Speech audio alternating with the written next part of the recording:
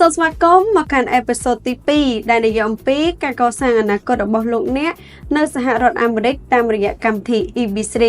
ជំរាបសួរបងបាទសួស្តីគង្គាសុខសប្បាយទេបងបាទសុខសប្បាយចុះគង្គាវិញចាសុខសប្បាយធម្មតាបងកាលពីសប្តាហ៍មុនយើងបានជួបគ្នាម្ដងហើយតើតើនៅកម្មវិធី EB3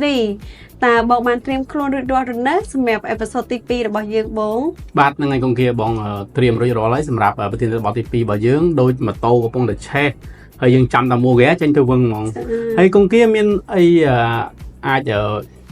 រំលឹកតាក់ទងទៅនឹងអេពីសូតរបស់យើងពីមុនបានទេចាបងកាលពីសប្តាហ៍មុនអេពីសូតទី1របស់យើងបានជជែកគ្នាជាច្រើនតាក់ទងនឹងទស្សនវិជ្ជាទូទៅតាក់ទងនឹងកម្មវិធី EB3 ប៉ុន្តែអ្វីដែលយើងជជែកគ្នាខ្លាំងហ្នឹងគឺតាក់ទងនឹង EB3 and skill worker បងគឺជាការធ្វើការងារអត់ជំនាញនៅសហរដ្ឋអាមេរិកតាមរយៈកម្មវិធី EB3 ដោយបងដឹងស្រាប់ហើយកម្មវិធី EB3 បង្កើតឡើងតាំងពីឆ្នាំ1990មកម្ល៉េះប៉ុន្តែការផ្សព្វផ្សាយនៅប្រទេសយើងគឺពេញនិយមទៅតែខ្ទង់ 2-3 ឆ្នាំយើងនឹងទេបងការផ្សព្វផ្សាយនៅលើបណ្ដាញសង្គមយើងខ្លាំងក្នុងមួយឆ្នាំគឺគេរើបុគ្គលិករហូតដល់ 10000 នាក់ជុំវិញពិភពលោកហ្មងហើយមួយវិញទៀតក្នុងមួយប្រទេសគឺគេផ្ដល់ជូន 7% ហើយការងារដែលគាត់ត្រូវធ្វើហ្នឹងគឺការងារអត់ជំនាញទាំងអស់បងដោយអត់តម្រូវឲ្យគាត់មានបទពិសោធន៍ឬមួយក៏មានជំនាញទៅលើការងារទាំងអស់នោះទេបងគាត់ឆ្លាញ់ទៅលើការងារមួយណាគាត់អាចដាក់ពាក្យទៅលើការងារមួយនោះបានហើយអ្វីដែលកាន់តែពិសេសទៀតនោះបើគាត់ដាក់ពាក្យជាមួយក្រុមហ៊ុនយើងហ្នឹងគឺគាត់អត់ឆ្លងកាត់ការសម្ភាសជាមួយនឹងក្រុមហ៊ុនធានានោះទេបងហើយមួយវិញទៀតបងសម្រាប់អេពីសូតទី2នេះតើបងបានដឹងអត់ថាយើងត្រូវជជែកគ្នាតាក់ទងនឹងប្រធានបទអ្វីដែរបងបាទអរគុណគង្គា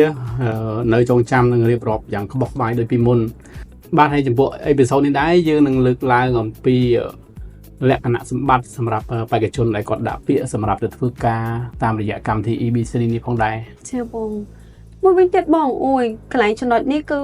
បងប្អូនយើងគាត់ចង់ដឹងខ្លាំងណាស់តើគាត់ត្រូវត្រៀមលក្ខណៈសម្បត្តិបែបណាឬមួយក៏គាត់ត្រូវត្រៀមអីគេខ្លះក្នុងការដាក់ពាក្យអញ្ចឹងតើគាត់ត្រូវមានលក្ខណៈសម្បត្តិដូចម្តេចខ្លះទើបគាត់អាចដាក់ពាក្យបានបងបាទជាការពិតគង្គាបើយើងស្ដាប់ថាទៅរស់នៅអាមេរិកត្រឹមតែទៅលេងក៏ពិបាកដែរចាបងចុះទម្រាំទៅរស់នៅមិនគ្រាន់តែបងប្អូនគាត់លើគាត់ដឹងថាពិបាកប៉ុន្តែថ្ងៃនេះយើងនឹងមកបកស្រាយតាក់ទងនឹងលក្ខខណ្ឌដែលគាត់អាចដាក់ពាក្យទៅរស់នៅហើយធ្វើការទាំងគ្រួសារនិងស្របច្បាប់នៅសហរដ្ឋអាមេរិកដោយ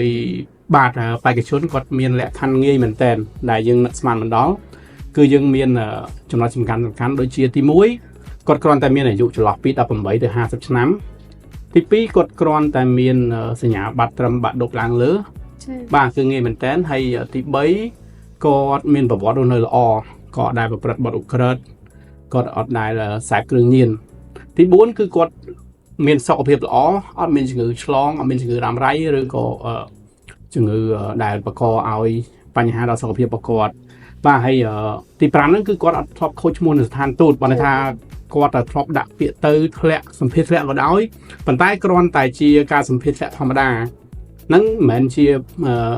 ការដែលខូចឈ្មោះទេបាទអញ្ចឹងគឺយើងមានលក្ខខណ្ឌតែប៉ុណ្្នឹងគឺគាត់អាចដាក់ពាក្យទៅបានហើយចាបងបាទគឺងាយស្រួលមែនតើចាអូយពិតជាល្អខ្លាំងមែនតើបងហើយមួយវិញទៀតខ្ញុំចង់បន្ថែមសម្រាប់ឲ្យបងប្អូនយើងគាត់កាន់តែច្បាស់ទៀតតើតើនឹងការដែលគាត់ភ័យខ្លាចគាត់ទៅអូគាត់ធ្លាប់ខូចឈ្មោះនៅស្ថានទូតផ្សេងអញ្ចឹងគាត់ខ្លាចថាគាត់ដាក់ពាក្យនៅក្នុងកម្មវិធី EB3 អត់កើតថងចំណុចហ្នឹងគឺទោះបីគាត់ខូចឈ្មោះនៅស្ថានទូតផ្សេងដូចស្ថានទូតបារាំងឬមួយក៏ស្ថានទូតផ្សេងទៀតនិយាយទៅកុំឲ្យតែខូចឈ្មោះនៅស្ថានទូតសហរដ្ឋអាមេរិកគឺគាត់អាចដាក់ពាក្យបានជាធម្មតាទេបងយើងលើកលែងតែនៅស្ថានទូតអាមេរិកទេបងចុះបងតកតងនឹងសញ្ញាបត្រទី12ថាជា requirement ខាង EB3 ឬមួយក៏ជា requirement ខាងក្រុមហ៊ុនយើងដែរបងបាទតាមពិតទៅ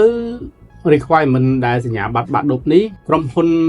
របស់យើងជាអ្នកតម្រូវដោយសារតែយើងចង់ឲ្យបេក្ខជនយើងមានគុណភាពចាបងពីព្រោះនៅពេលដែលគាត់មានសញ្ញាបត្រត្រឹមតែបាក់ឌុបឡើងលើបានន័យថាគាត់បានឆ្លងកាត់ការរៀនសូត្រអាចនិយាយបានថាកម្រិតមធ្យមអញ្ចឹងគាត់យល់ដឹងក្នុងការដែលគាត់ទៅធ្វើការនិងបែបផែនរស់នៅចាបងអញ្ចឹងហើយបានយើងតម្រូវ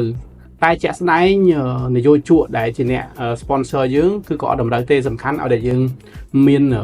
កម្លាំងសមត្ថភាពក្នុងការធ្វើការឲ្យគេគឺរួចជាស្រេចប៉ុន្តែយើងត្រូវតែតម្រូវឲ្យគាត់មានសញ្ញាបត្របាក់ឌុបដោយសារតែយើងចង់ឲ្យគាត់ជាប់ 100% នេះជាមូលហេតុ ចាបងដូចខ្ញុំបានអាន comment បងប្អូនយើងមួយចំនួនគាត់ថាមានគាត់មានគ្រប់លក្ខខណ្ឌទាំងអស់ហើយបងអញ្ចឹងគាត់មានគ្រប់លក្ខខណ្ឌតែប៉ុណ្ណឹងគាត់អាចដាក់ពាក្យបានឬមួយក៏ត្រូវមានអីបន្ថែមទៀតបង បាទគង្គាហ្នឹងហើយបងចែករំលែកបន្ថែមទៀតតើតើនឹងលក្ខខណ្ឌគឺជាជំរឿសដែលសំខាន់ជាងគេដំបូងគេដែលយើងមុននឹងយើងឈានចូលទៅដល់ការដាក់ពាក្យប៉ុន្តែចំពោះការដាក់ពាក្យគឺយើងត្រូវតែបង់សេវាពីព្រោះមេធាវីគាត់រៀបចំឯកសារដាក់ពាក្យអញ្ចឹងយើងក៏មានលក្ខខណ្ឌក្នុងការដាក់ពាក្យពីមួយជំហានទៅមួយជំហានហើយបេក្ខជនក៏គាត់ត្រូវតែបង់ថ្លៃសេវាជូនមេធាវីដែលជាតំណាងរបស់ក្រុមហ៊ុនគាត់បង់សេវាសម្រាប់ទៅក្រសួងនៃរដ្ឋាភិបាលរបស់សហរដ្ឋអាមេរិកដើម្បីឲ្យគាត់បានជោគជ័យក្នុងការដាក់ពាក្យទៅរស់នៅបន្ទាប់ពីគាត់គ្រប់លក្ខខណ្ឌនេះគឺជាលក្ខខណ្ឌតម្រូវមួយផ្សេងទៀត ចាបងអញ្ចឹងមានន័យថាមិនមែនគាត់គ្រាន់តែមានលុយគាត់អាចដាក់ពាក្យបានទេអញ្ចឹងមានន័យថាគាត់ត្រូវតែមានថវិកាផងគាត់ត្រូវមានគ្រប់លក្ខខណ្ឌផងដែរអញ្ចឹងទើបគាត់អាចដាក់ពាក្យបាន បាទពិតមែនហើយកងគាគឺជាក់ស្ដែងគ្រប់កម្មវិធី EB3 ទាំងអស់ពីមួយជំហានទៅមួយជំហានគឺត្រូវការថវិកាទាំងសេវាក្រុមហ៊ុនទាំងសេវារបស់ក្រសួងដែលពាក់ព័ន្ធដែលយើងដាក់ពាក្យទៅរដ្ឋាភិបាលសហរដ្ឋអាមេរិកនេះជាលក្ខខណ្ឌ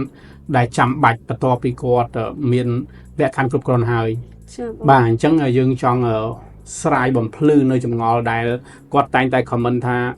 គាត់ចង់ទៅដាក់គាត់ចង់ទៅរស់នៅគាត់ចង់ទៅធ្វើការទាំងគ្រួសារជាក្តីសម័យរបស់គាត់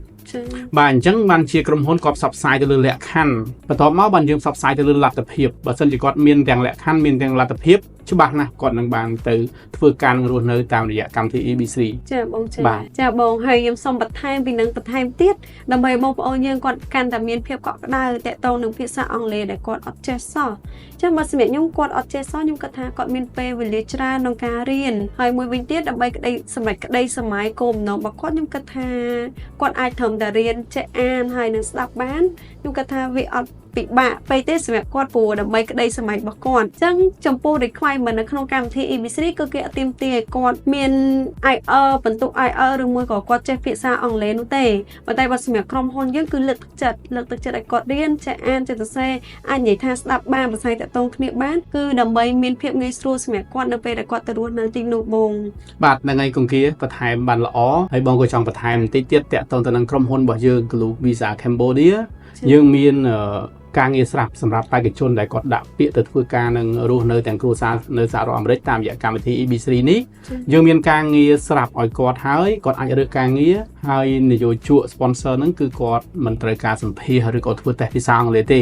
នេះជាចំណុចល្អមួយដែលគាត់តែងតែបារម្ភថាគាត់ខ្លាចសម្ភារពីព្រោះអាចនឹងមានក្រុមហ៊ុនផ្សេងនិងមានការសម្ភារហើយសម្ភារគឺជាការសម្ភាសប្រើភាសាអង់គ្លេសដែលនិយាយជាមួយជនជាតិដើមអញ្ចឹងជាក្តីបារម្ភរបស់បេក្ខជនប៉ុន្តែចំពោះក្រុមហ៊ុនរបស់យើងគឺមិនត្រូវការសម្ភាសឬក៏មិនធ្វើតេស្តភាសាអង់គ្លេសទេគ្រាន់តែយើងលើកទៅចិត្តដោយគង្គគាបានលើកឡើងនៅពេលដែលគាត់ដាក់ពាក្យមិនមែនគាត់ដាក់ពាក្យត្រឹមតែមួយខែពីរខែគាត់ចេញទៅទេអាចលើសនឹងរហូតដល់2ឆ្នាំកន្លះទៅ3ឆ្នាំកន្លះតាមលេខរៀងរបស់ក្រសួងដែលគេតាក់តែងពីក្រសួងការងារទៅក្រសួងអន្តរវេសទៅវិជ្ជាមណ្ឌលតុលាការជាតិអីចឹងអញ្ចឹងហើយគាត់មានពេលច្រើនក្នុងការដែលរៀនហើយរៀនក៏មិនតម្រូវឲ្យគាត់រៀនយកដូចគង្គគាលើកឡើងចាំបាច់ឲ្យគ្រប់លក្ខខណ្ឌអីទេគឺគាត់គ្រាន់តែរៀនស្វែងយល់ពីការងាររបស់គាត់និងជីវិតរស់នៅរបស់គាត់គឺរួចស្រេចបាទនឹងល្អមែនទែនចាបងអញ្ចឹងយើងសរុបមកវិញលក្ខខណ្ឌនៃការដាក់ពាក្យក្នុងកម្មវិធី EB3 គាត់ត្រូវធៀបលក្ខណៈបែបណាខ្លះទី1គឺគាត់ត្រូវតែមានអាយុចន្លោះពី18ដល់50ត្រូវមានសុខភាពល្អអត់មានជំងឺរ៉ាំរ៉ៃជំងឺធ្ងន់ធ្ងរណាមួយហើយត្រូវមានសញ្ញាបត្រចាប់ពីថ្នាក់ទី12ឡើងទៅហើយត្រូវតែអត់ធ្លាប់ខូចឈ្មោះនៅស្ថានទូតអាមេរិកមួយវិញទៀតមិនធ្លាប់ប្រព្រឹត្តបទល្មើសណាមួយឬមួយក៏សេពគ្រឿងញៀនហើយអ្វីដែលកាន់តែពិសេសគឺគាត់ត្រូវតែមានថវិកាមួយចំនួនក្នុងការចំណាយទៅលើថ្លៃសេវាកម្មផងដែរទាំងនេះហើយគឺជាលក្ខខណ្ឌនិងជា requirement ដែលយើងត្រូវការក្នុងការដាក់ពាក្យនៅក្នុងកម្មវិធី EB3 បាទហ្នឹងហើយគង្គគាអញ្ចឹងបងសូមបន្ថែមបន្តិចតាក់ទងទៅនឹងលក្ខខណ្ឌអញ្ចឹងសរុបជារួមមិនមែនបេក្ខជនទូទៅគាត់សុទ្ធតែអាចដាក់ពាក្យបានទៅធ្វើការនឹងរស់នៅសហរដ្ឋអាមេរិកតាមរយៈកម្មវិធី EB3 នេះទេលុះត្រាតែគាត់គ្រប់លក្ខខណ្ឌ ហើយនឹងគាត់មានលទ្ធភាពផងដែរ ចាបងចាអរគុណច្រើនបងសម្រាប់អេពីសូតទី2នេះគឺពិតជាក្បោះក្បាយខ្លាំងមែនទែនបងហើយក៏ជំរាបលាដល់ឪពុកម៉ែបងប្អូនទាំងអស់គ្នាដែលបានទស្សនានៅលើអេពីសូតទី2របស់យើងកុំភ្លេចរងចាំទស្សនានៅអេពីសូតទី3របស់យើងទាំងអស់គ្នាអរគុណច្រើន